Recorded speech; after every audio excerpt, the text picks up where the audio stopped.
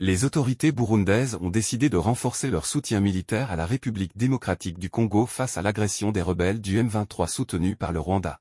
Depuis quelques mois, le Burundi joue un rôle plus significatif dans le conflit qui déchire l'Est de la République démocratique du Congo.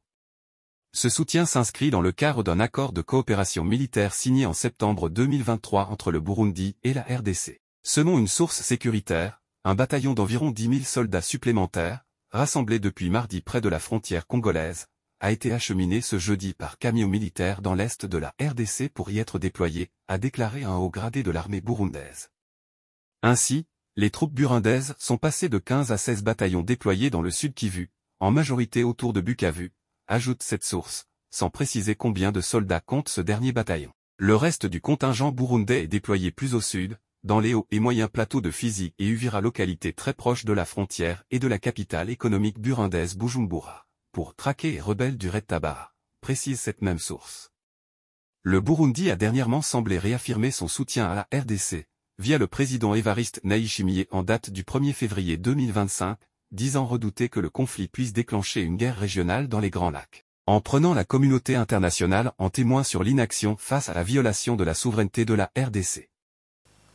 Ici, il faut qu'on se dise la vérité. Il faut qu'on se dise la vérité.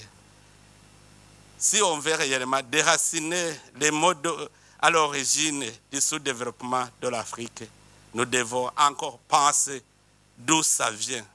Pourquoi les pays africains, qui pourtant ont le potentiel économique important, sont employés pour des guerres et du terrorisme avec complicité de certains pays occidentaux?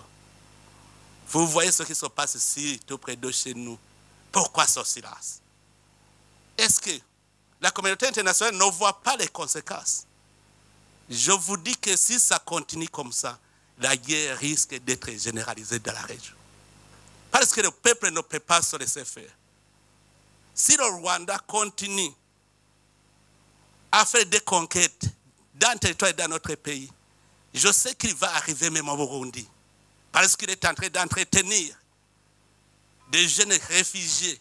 Il les arme. Maintenant, il est en train de les aguerrir dans la guerre du Congo. Un jour, il veut venir au Burundi. Nous n'allons pas accepter la guerre généralisée. Nous savons son plan. C'est qu'il est en train de préparer quelque chose contre le Burundi. Et heureusement, les Burundais sont avertis.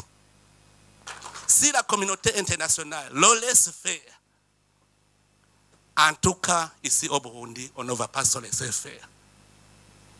J'appelle encore une fois la communauté internationale à prendre cela au sérieux.